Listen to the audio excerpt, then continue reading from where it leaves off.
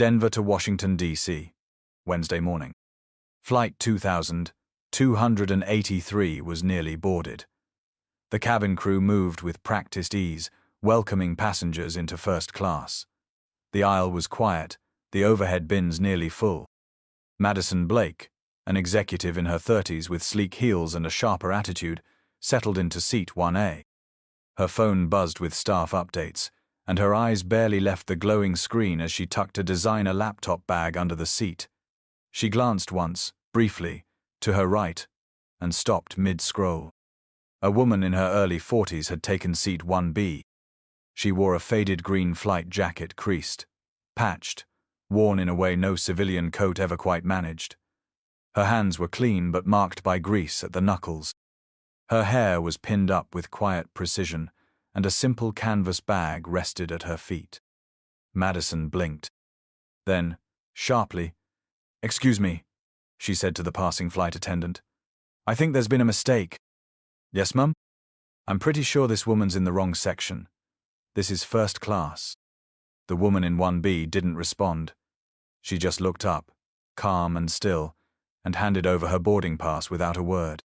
The flight attendant checked it. "No mistake. Seat 1B. First class." Madison stared. "Really?" The attendant's smile didn't change. "Yes, ma'am." The woman returned to her paperback book. A moment passed, then another. The senior flight attendant, walking the aisle from the galley, glanced at the woman's jacket. A patch sewn over the left breast caught his attention. Not commercial, not standard, and not something seen in public often. His eyes narrowed. But nothing was said. Not yet. Like stories where quiet heroes are finally seen. Hit subscribe. Grace Stories honors those who never asked for recognition, but earned it. Her name was Evelyn Shaw. She was 43 years old, and if you looked at her that morning on Flight 2283, you wouldn't have guessed anything unusual. No uniform, no medals. Just a plain jacket, worn by time and miles, and a quiet presence that asked for nothing. But behind that stillness was a career most Americans would never hear about. Evelyn had once flown with the Raven Squadron, an elite tactical fighter unit within the U.S. Air Force that operated in the shadows during the mid-2000s. Their missions were classified, their actions unrecorded in public logs, and their pilots told never to speak of what they'd done. The squadron had been formed in the post-9/11 era as part of a surge in covert operations across volatile zones like Kandahar, Helmand, and Nuristan. From 2007 to 2009, Evelyn flew deep penetration sorties into hostile airspace in southern Afghanistan. At 25, she was the youngest pilot in her class. By 27, she had more than 300 combat hours. She had flown in and out of valleys where GPS failed, and anti-aircraft fire was constant. One mission in particular, the one that defined everything after, had no name, no press coverage, and no official record. Only the survivors remembered. The operation began as a standard escort and reconnaissance run, guiding an extraction team out of an insurgent-held sector near Kandahar. But when the extraction point was compromised and communications cut, Evelyn and her wingmate were the only air cover left. Her partner's jet was hit first. Evelyn circled back, radioing for help while evading fire from 3 positions. She laid down suppressive runs with what little ammunition remained, risking fuel loss to keep the corridor open for the evac team. One of the soldiers she covered would later say, "She didn't fly over us. She stayed with us. That sky didn't belong to the enemy while she was up there." Her aircraft took damage. She had burns across her left arm. Her oxygen system failed mid-mission. She refused medevac. Her actions saved 26 lives. The mission was buried. The official report listed the event as a routine support flight. No awards, no ceremony, no press. Just a handshake from a general behind closed doors and a small cloth insignia's silver raven's head over a faded red background pinned inside a plain envelope. It wasn't regulation. It wasn't official. But to those who wore it, it meant everything. That was the patch on Evelyn's jacket as she sat quietly in 1B. After her final tour, Evelyn stepped away from the Air Force. No scandal, no medical discharge, just silence. She turned down desk jobs and refused to serve in public-facing roles. What she wanted was distance from politics, from the spotlight, even from the military itself. She returned to civilian life and became an aircraft mechanic. For the last 10 years, she worked in a hangar outside Colorado Springs, keeping regional jets running on time. She liked tools. She liked engines. She didn't need to lead anymore. But she also didn't need to explain. Co-workers knew she was a vet, but few asked questions. She never wore her rank, and she didn't attend military reunions. She sent letters on Veterans Day but never went to the parades. When someone once asked if she'd ever seen action, she just smiled and said, "Not everything has to be a story." Evelyn had exactly one close friend left from her days in Raven's squadron, Captain Dana Reese, her old wingmate, and the only other survivor of that Kandahar mission. They'd kept in touch, quietly, for years. When Dana passed away earlier that spring, Evelyn didn't go to the funeral. She waited for the memorial, scheduled in Washington, D.C., by a small group of fellow flyers who'd never forgotten. That's why she was on Flight 2283 that morning, traveling not to be seen, but to remember. She hadn't expected recognition. She never sought it. And that's why it mattered so much when someone finally looked close enough to understand what that patch on her chest really meant. The tension in first class hadn't gone unnoticed. Several nearby passengers had glanced up when Madison Blake raised her voice, but most returned to their books or screens. Air travel had taught people to mind their own business. Madison didn't. She leaned sideways toward the flight attendant, pointing a manicured finger without lowering her voice. "I paid $7,000 for this seat," she said, loud enough for the row behind her to hear. "I didn't do that to sit next to someone who looks like they came out of a hangar bay." Evelyn said nothing. She calmly reached into her flight jacket and handed the attendant her boarding pass again. The paper was crisp, printed in grayscale, with the government travel code still faintly visible on the bottom margin. Seat 1B, first class. Paid entirely with miles she had accumulated through nearly 2 decades of duty travel, training deployments, and active combat operations. The flight attendant glanced again, confirmed the seat, and nodded. "She's exactly where she's supposed to be," he said. Madison scoffed. "Oh, I'm sure. Must be one of those discounted charity tickets or some kind of veteran program." She sniffed. "Look, it's nothing personal, but this is first class, and there are standards." Ron Baker, a senior crew member passing through the cabin, paused at the sound of her voice. He'd worked long enough to know trouble when he heard it. His eyes swept over Evelyn, then stopped just briefly on the patch above her left chest. It wasn't modern issue, not part of any recent command. He blinked. It looked like something from the old squadron books they kept in the training wing at Travis Air Force Base, something long retired. A silver raven's head, red background, hand-stitched. It clicked, but he said nothing yet. Madison wasn't done. "I'm not trying to cause a scene," she insisted, causing a scene, "but that jacket smells like engine grease, and I'm supposed to be reviewing financials before I land. I've got a meeting with 3 federal contractors tomorrow, and I need to focus." Evelyn remained still. Her arms stayed gently folded in her lap, her book closed now. Her expression was unreadable but not tense, not angry. If anything, it looked like she'd heard all of this before. Ron approached. "Ma'am," he said quietly to Madison, "if you're uncomfortable, we'd be happy to check if there's another available seat, but I want to be clear. This passenger is in her assigned seat. She's not being moved." "Unbelievable," Madison muttered, reaching into her purse. "You'll be hearing from my attorney." Ron turned to Evelyn. "Would you like anything while we finish boarding?" "No, thank you," she said, finally speaking. Her voice was steady, clear, professional. "I'm fine." Ron gave a small nod, but his eyes lingered a moment longer on that patch. He'd seen it once years ago when a retired colonel gave a guest lecture about unacknowledged units. Units that flew where they weren't supposed to, for missions that never made the reports. Ron walked back to the galley. and pulled out his phone. He started searching. Ron Baker moved quickly but quietly. As the last passengers settled into their seats, he made his way toward the cockpit and tapped twice on the door. The crew was still in pre-flight checks when the door opened. Captain Dana Rivera, 49, turned to face him. She wore her navy blazer with the wings of a commercial airline captain, but beneath the polished exterior was a former Air Force transport pilot with over 40 hours of military flight, time most of it flying C-17s into rough airstrips under fire. "What's up, Ron?" she asked, half focused on the flight manifest. "I think we've got someone special in 1B, he said. "I didn't want to say anything without being sure, but I just saw the patch she's wearing." Rivera looked up. Ron didn't exaggerate things. Ever. "She's got a raven patch. Not standard issue. Silver on red. Looks like it was sewn by hand.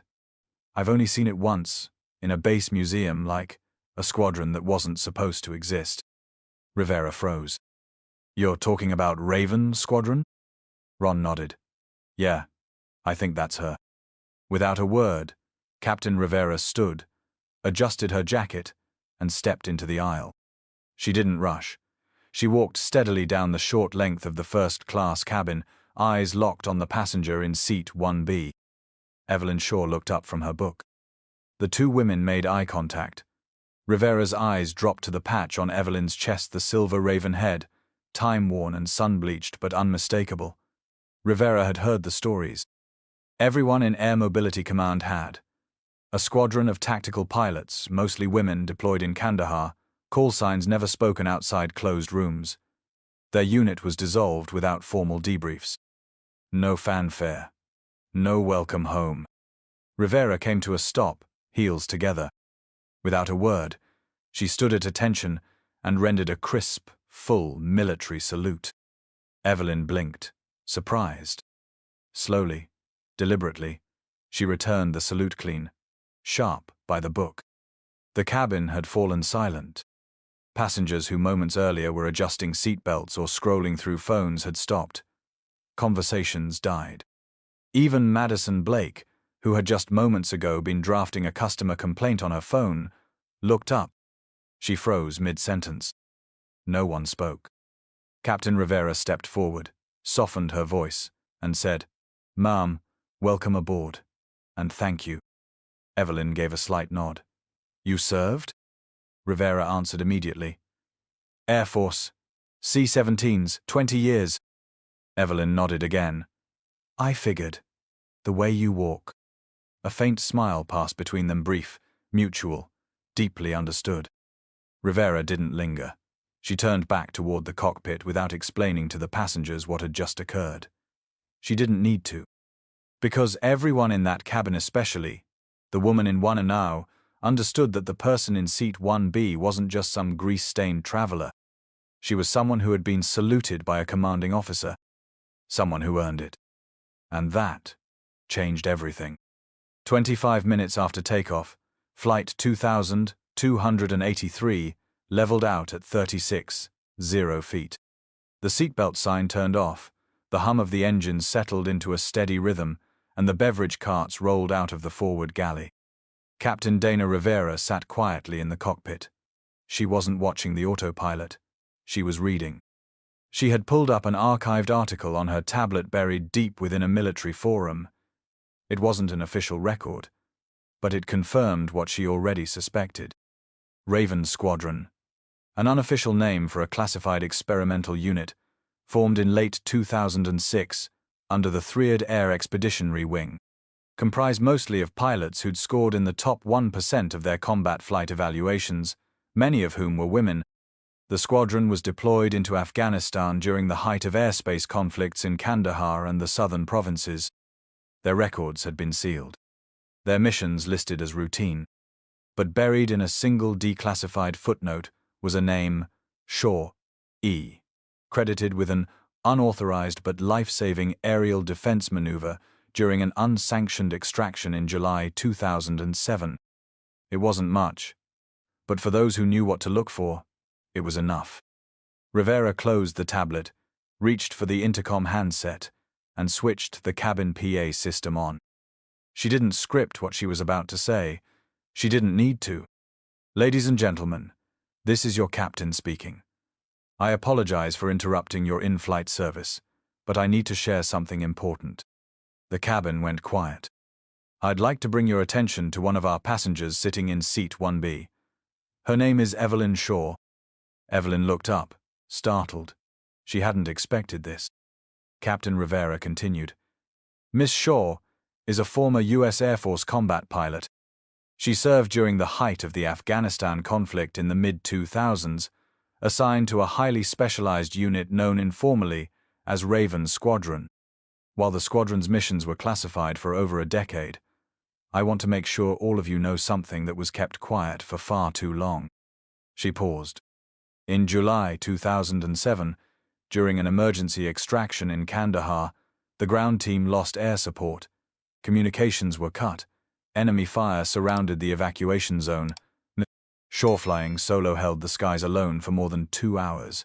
She executed precise suppressive runs with minimal ammunition and no backup. Because of her actions, 26 soldiers made it out alive. Passengers were still. Even the flight attendants stopped mid-service. She returned from that mission with a damaged aircraft, burn injuries, and oxygen failure. She declined medevac. She refused commendation. The mission was sealed. She never received public recognition. Madison Blake sank deeper into her seat. Her eyes were fixed forward, her face pale. "Most Americans never heard about Raven Squadron," Rivera continued, her voice steady. "The unit was disbanded quietly. No headlines, no medals ceremony. But every pilot who served in that unit did so with courage, skill, and absolute dedication to their team. Evelyn Shaw never asked to be honored. But today, she is." Evelyn stared at the bulkhead, her jaw set. She didn't cry. She didn't smile. She just sat with the kind of composure only years of combat could shape. "As a former Air Force pilot myself," Rivera said, "it's my honor to fly this aircraft today with her aboard, and I ask all of you to join me in thanking her not just for her service, but for her example." There was a pause, just a second or two of silence. Then someone clapped. And then another. Within moments, the entire first-class cabin was standing applauding. A few passengers in coach peeked past the curtain and followed suit. Some saluted. Others simply placed a hand over their heart. A man in row 2 reached across the aisle and touched Evelyn's shoulder. "Welcome home, ma'am," he said quietly. The clapping lasted longer than expected. Not because it was forced, but because no one wanted to be the first to stop. Evelyn finally nodded. It was a small gesture, but to her, it meant everything. After the announcement, the tone in the cabin changed.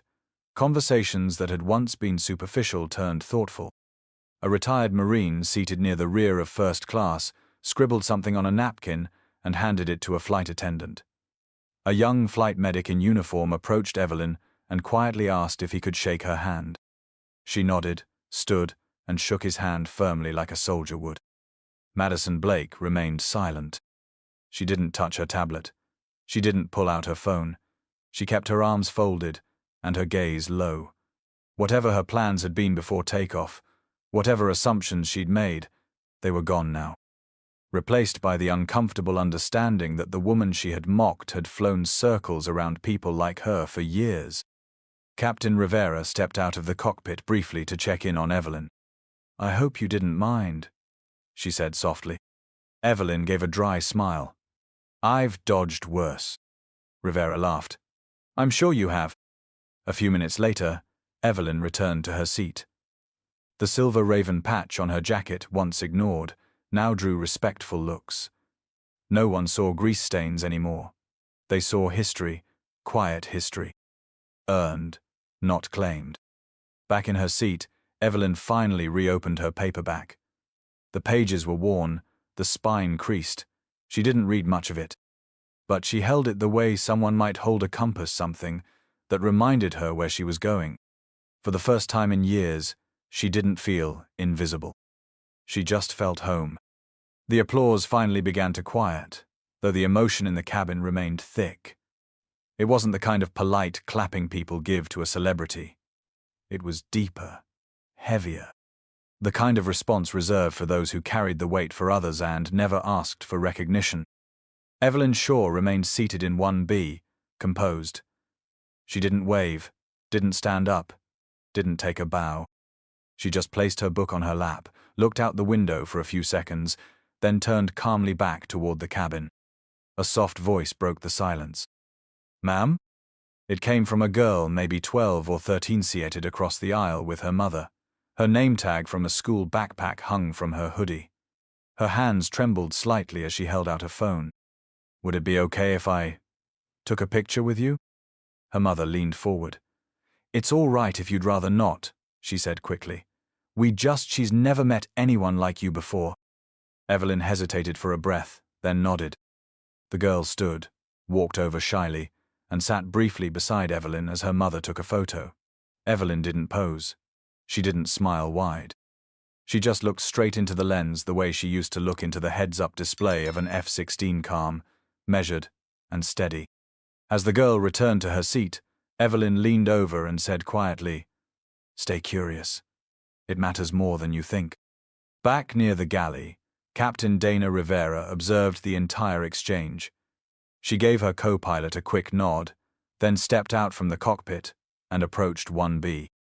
"Miss Shaw," she said softly, "if you're willing, I'd like to invite you to the flight deck. We'd be honored." Evelyn raised an eyebrow. "It's been a while since I've been in a cockpit."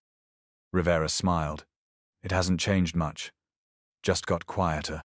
With a slight nod, Evelyn stood and followed the captain forward. As she entered the cockpit, the co-pilot stood and offered her his seat. Evelyn declined, instead taking the jump seat behind them. Her eyes scanned the array of instruments, knobs, and controls, different shapes and colors now, but the logic was still the same. Engine 1, Engine 2, airspeed, altitude, heading. Everything still ran on responsibility. Captain Rivera turned in her seat. "I meant what I said. It's an honor flying with you." Evelyn gave a small nod. Then, for the first time that day, her voice changed slightly, not sharp, not proud, just clear. "I don't need anyone to remember my name," she said. "I just needed to know they got home." Rivera didn't reply. She didn't need to. Evelyn looked around one last time, then stood to leave the cockpit. Before she did, Rivera reached into the side panel and handed her a small keepsake polished captain's wing pin, the kind issued to crew during their first command flight. "We don't give these out lightly," Rivera said, "but it seems overdue." Evelyn accepted it without ceremony. "Thank you." When she returned to her seat, passengers once again looked up, this time not to gawk, but simply to acknowledge. A nod here. A hand briefly placed over the heart there. A man in a Vietnam veteran ball cap raised 2 fingers in a quiet salute. No one spoke. They didn't have to. Evelyn sat back down, clipped her seatbelt again, and stared ahead. For the remainder of the flight, she didn't return to her book. She didn't need to. The silence around her was different now, not avoidance, but respect. She had spent years blending in, working in hangars, eating alone at diners, watching others get medals on TV while she fixed aircraft in the dark. But today, for the first time in decades, Evelyn wasn't invisible. She belonged. By the time Flight 2283 touched down at Reagan National Airport, the cabin had already changed. People exited slowly, more polite than usual, many taking a moment to nod towards seat 1B before disembarking. Evelyn Shaw remained seated until the aisle cleared, as she always did out of habit, not ceremony. But outside that cabin, her story had already begun to move. A passenger seated in row 4 had quietly recorded the captain's announcement and the applause that followed. She posted the video to social media shortly after landing, including a simple caption, "She flew so they could live. She asked for nothing. She got everything today." Within hours, the clip had spread across the internet. By that evening, every major news outlet had picked it up. Local affiliates ran headlines like, Unknown hero on commercial flight saluted by pilot, and passenger turns out to be forgotten combat ace. The next morning, the Pentagon responded. A formal statement was issued by the U.S. Air Force acknowledging the historical existence of Raven Squadron. It marked the first time the unit had ever been referenced publicly. The statement praised the bravery of the squadron's members and confirmed that their mission records had remained classified due to the nature of their deployments in 2007-2009. More importantly, the Department of Defense announced it would posthumously honor the members of Raven Squadron and would formally recognize Evelyn Shaw with the Air Force Distinguished Flying Cross with Valor Device. She was invited to the Pentagon for a private ceremony attended by senior leadership and the surviving families of her former squadron. 2 days later, Evelyn stood silently in a dress uniform she hadn't worn in nearly 15 years. She didn't speak during the ceremony. She saluted, accepted the award, and handed it off to a staff sergeant to carry for her. When asked if she had anything to say, she offered only one line. "They were the best I ever flew with, and now the world finally knows." At the same time, Madison Blake, the tech executive who had humiliated Evelyn aboard the plane, found herself at the center of public criticism. Screenshots of her remarks were circulated online. Her social media accounts were flooded with messages, many demanding a public apology. She issued one brief and shaken through a video filmed at home. "I want to say I was wrong. I made assumptions I never should have. Miss Shaw deserves nothing but respect, and I sincerely apologize for my behavior that day." The backlash didn't go away entirely, but the focus shifted back to Evelyn, and more importantly, to others like her. Within a week, several veteran advocacy groups called for an official national review of unrecognized combat units. A few members of Congress voiced support. One proposed a resolution to declassify the full Raven Squadron mission records. More than anything, it became a moment of national reflection on how many heroes had returned home in silence, and how much of that silence had never been deserved. As for Evelyn, she returned to Colorado quietly. She didn't attend interviews. She didn't sign a book deal. She didn't ask for anything. But the story of Flight 2283 had done something she never expected. It reminded her and the country that the truth always lands eventually. And this time, America stood up to greet it.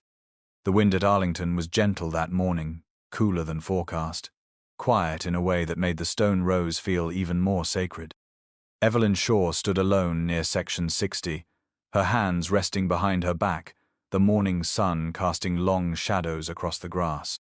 She wasn't visiting family. She was visiting ghosts. In front of her stood a smooth granite paneler, newer addition to the memorial wall dedicated to units once unacknowledged, now finally recognized. Carved at the base was a single line: "Flight, never logged souls, never forgotten." She looked down at the object in her palm. It was the same cloth patch she'd carried since the day it was handed to her in a plain envelope behind a locked door. The silver raven's head, its stitches slightly frayed, the red background dulled by time and sweat and years of silence. She bent forward and placed the patch at the base of the stone, resting it just below the names of 4 former squadron members, men and women she'd flown with. 2 were killed in training. 1 in an airstrike that was never officially confirmed. 1 took her own life 10 years after coming home. Evelyn had been the last of them to wear the patch. She ran her fingers lightly across the stone, tracing the names. For a moment, she said nothing, just stood there, letting the silence fill the space between memory and mourning. Then she spoke. Not loud. Not for anyone else. "You're not invisible anymore." She stepped back. Footsteps crunched softly on the gravel path behind her. A young mother and her daughter, likely tourists, had stopped a few yards away, waiting respectfully for Evelyn to finish. The little girl tugged gently on her mother's hand and whispered a question just loud enough for Evelyn to hear. "Mom, was that lady a real pilot?" The mother looked at Evelyn, then at the patch now resting against the memorial stone. Her voice was soft but certain. "She was the best one." Evelyn didn't turn, but her lips moved just slightly. "Thank you." She walked away slowly, the gravel path giving way to pavement, then sidewalk, then quiet street. No one stopped her, no cameras followed, no reporters called. And that's exactly how she wanted it. 3 days later, back in Colorado, Evelyn returned to the hangar where she worked. Her manager gave her the day off. She came anyway. She rolled up her sleeves, climbed into the wheel well of a regional jet, and started checking hydraulic lines. One of the younger mechanics approached. He was new, barely 22. He nodded toward her jacket now, missing the patch, and said awkwardly, "Hey, I saw that thing on the news. That was you, right?" Evelyn didn't look up. She tightened a valve with a ratchet, wiped her hand, and finally replied, "It was a long time ago." The young man hesitated. "Well, thanks. For that, I mean it." She gave him a single nod, then went back to work. That night, before bed, Evelyn opened a small wooden box she hadn't touched in years. Inside was a faded photo. Kandahar, 2007, 5 pilots standing in front of a dusty tarmac, faces tired, sunburned, alive. They were all gone now, except her. She slid the photo back in the box and closed it. No medals hung on her wall, no uniforms in the closet. But for the first time in her life, her name was known and, more importantly, her people had been remembered. She turned off the light and slept. Sometimes, the quietest people carry the loudest truths. Evelyn Shaw never asked for recognition. She didn't speak of her past, didn't wear medals, and never demanded attention. But when her story finally surfaced, it reminded us all of something timeless. Dignity doesn't shout, it endures. This story isn't just about one forgotten pilot. It's about the thousands of men and women who come home and live among us, unnoticed, uncelebrated, yet having quietly carried more than their share of sacrifice. There's a lesson here. Don't rush to judge. Look twice. Ask gently. You may find a hero sitting right beside you. And even if you don't, kindness still costs nothing. At Grace Stories, we believe these moments matter. If stories like Evelyn's move you subscribe to our channel, help us bring these hidden truths into the light, where they belong. Thank you for spending time with us today. From all of us here, take care of yourselves, take care of one another, and may you always be seen for the quiet strength you carry. We'll see you next time.